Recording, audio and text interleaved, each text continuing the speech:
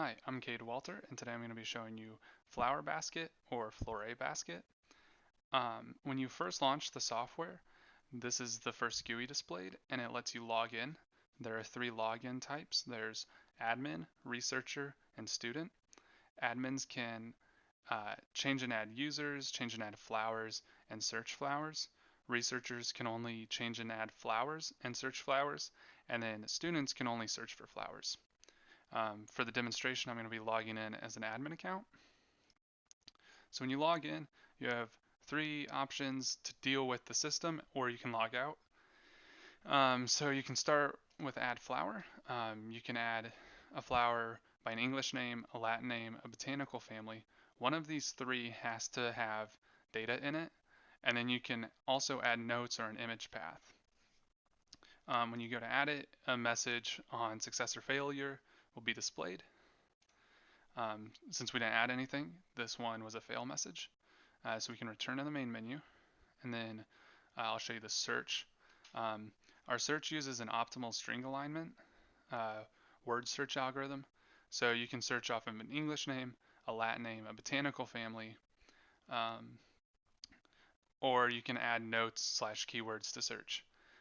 So say we want to look up a rose. Well, we could type rose in English name, but we could also type rose as a Latin name. Now the Latin name for rose is Rosa.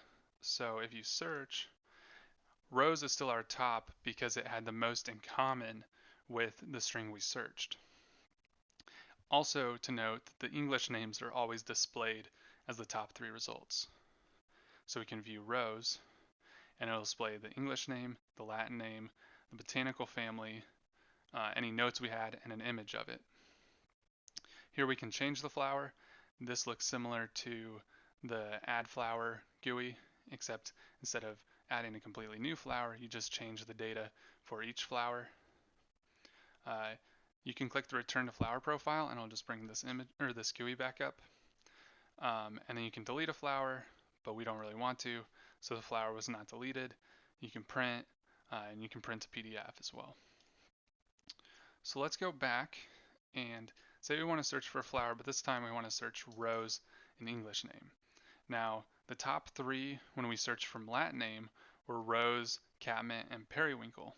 So if we search rose on English name, our top three are actually different. We get rose, daisy, and pansy.